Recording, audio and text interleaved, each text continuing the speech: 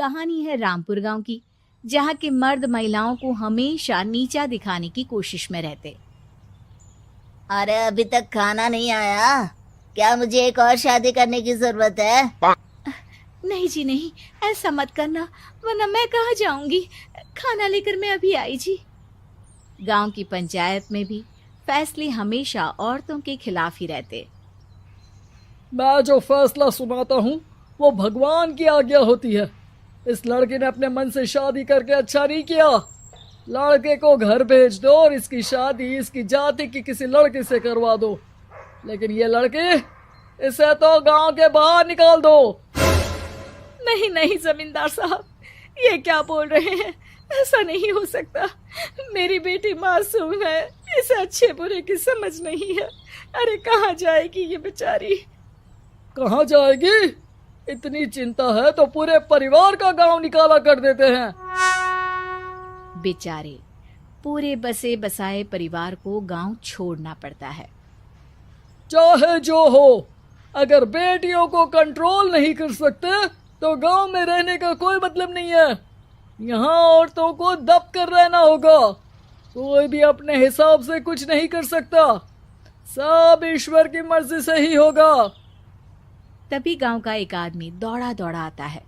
सरपंच साहब, जमींदार साहब, वो कालिया है ना, उसकी बेटी पढ़ने के लिए शहर जा रही है। अच्छा, क्या की हिम्मत कैसे हो गई ऐसा करने की? लेकर आओ उसे और उसकी बेटी को। बस फिर क्या था, हाजिर हो जाते हैं कालिया और उसकी बेटी सरपंच के सामने। अरे कालिया, ये क्या सुनने में आ रहा है? बेटी को इंजीनियर बना रहा है तू? और ये बता, गांव में तो स्कूल नहीं है, फिर कहां से इतनी क्लास पास कर गई तेरी बेटी?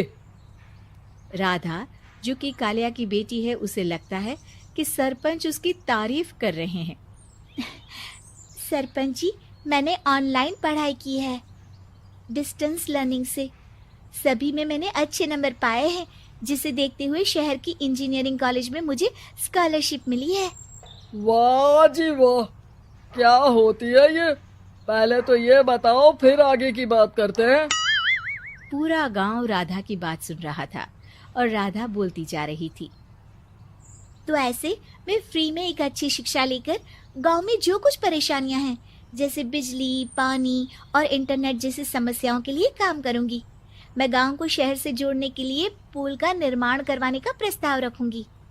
मुझे पूरी उम्मीद है कि जल्द ही हमारा गांव भी तरक्की की राह पर चल पड़ेगा।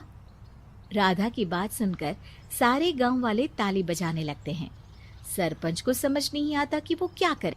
चुप रह नादान लड़की, गांव के खिलाफ जाने के लिए तुझे गांव से बेदखल कर दिया जाएगा, वो भी पूरे परिवार के साथ। और हाँ, अगर ठीक से गांव में रहना चाहती है तो ये पढ़ाई लिखाई छोड़ दे। हम तेरे लिए गांव का कोई होनहार लड़का देखेंगे। तभी गांव का एक आदमी बोल पड़ता है। अरे नहीं नहीं सरपंच जी, राधा बिटिया जो बता रही है, अगर वैसा हो जाए तो हम लोगों को पैसा कमाने के लिए बाहर नहीं जाना पड़ेगा। हाँ जी, और ना ही कोसों दूर पानी के लिए भटकना पड़ेगा। हमारे बच्चे भी अच्छी पढ़ाई कर सकेंगे और आगे बढ़ेंगे, ना कि हमारी तरह खेती करते बैठेंगे। क्यों गांव वालों, राधा बिटिया का साथ देना चाहिए ना। सरपंच देखता है कि गांव राधा के साथ है तो वो चुप हो जाता है। वो घर आकर अपने सलाहकार से बात करता है, जो बहुत ही चालाक किस्म का इंसान होता है। अरे सरपंच साहब, आपको बहुत ही होशियारी से काम लेना पड़ेगा। एक बार गांव तरक्की कर गया, यहाँ के बालक पढ़ लिए तो कोई ना पूछेगा आपको। और फिर ये जो बेटा और बेटी है ना आपके, इनको भी आम लोगों की तरह ही जीवन जीना होगा। हाँ, लेकिन करे तो क्या करे? वो ना आप मुझ पर छोड़ दीजिए। पंच बाबा को लेकर गांव के घर के बाहर जाता है। ओहो, तो ये वो चुड़ैल है। जो उन लोगों को निशाना बनाते हैं जो गांव को बदलने का सपना देखते हैं। वो गांव को ऐसे ही संपन्न देखना चाहती है। वो नहीं चाहती कि कोई बाहरी यहाँ का कायाकल्प करे। क्या तुम लोगों में से किसी ने गांव को बदलने की सोच रखी है? तभी राधा की माँ रोते रोते आती है। मेरी राधा घर से गायब हो गई है। अरे कोई तो बचाओ, मेरी बच्ची कहाँ गई?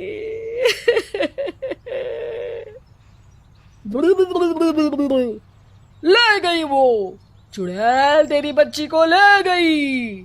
अब वो उसे श्रापित करके छोड़ेगी। उस पर चुड़ैल का साया हो जाएगा। तभी बुरी सी हालत में राधा भी वहां आ जाती है। उसके बाल चुड़ैल की तरह फैले होते हैं और कपड़ों में खून लगा होता है। सभी राधा को देखकर डर जाते हैं। माँ, पता नहीं मुझे कौन उठा कर ले गया था। अरे दूर दूर हो जा चुड़ैल, अब हम लोग इस गांव में नहीं रुकेंगे। अरे कैसे बातें कर रहे हैं आप? कल तो आप मेरे भरोसे गांव का हुलिया बदलने, अपने बच्चों को पढ़ाने और तरक्की उन्नति की बात कर रहे थे, तो आज क्या हो गया आपको? ये फिर तुम लोगों को बहकाएगी। ये चुड़ैल गांव में आ चुकी है। ऐसे ही ये तुम्हारे घर के बच्चों को भी ले जाएगी। गांव वाले राधा को गांव से बाहर निकाल देते हैं। उसके माँ बाप रोते रहते हैं, लेकिन गांव वाले नहीं मानते। मैं भी अपनी बहन के साथ गांव के बाहर रहूंगा, लेकिन वो पढ़ाई नहीं छोड़ेगी। वहीं सरपंच के घर पर सलाहकार कहता है। देखा, सांप भी मर गया और लाठी भी नहीं टूटी। लेकिन अगले ही दिन सरपंच के घर के बाहर भी वही शब्द लिखे होते हैं। और फिर सरपंच की बीवी कहती है, हमारी बेटी को किसी ने अगवा कर लिया है। तभी राधा का भाई वहां आ जाता है। अरे गांव वालों, मैंने सरपंच जी की बेटी को देखा था। वो चुड़ैल उसे उठाकर ले जा रही थी। अरे क्या मजाक कर रहे हो? नहीं नहीं सरपंच जी, आप नहीं जानते। वो चुड़ैल अब आपकी बेटी में आ जाएगी, जैसे राधा के अंदर आ गई थी। तभी सरपंच की बेटी वैसी ही हालत में वहां आती है जैसे राधा आई थी। पापा, पता नहीं कैसे मैं गायब हो गई थी। चुड़ैल, इसके अंदर भी चुड़ैल का साया है, मारो इसे।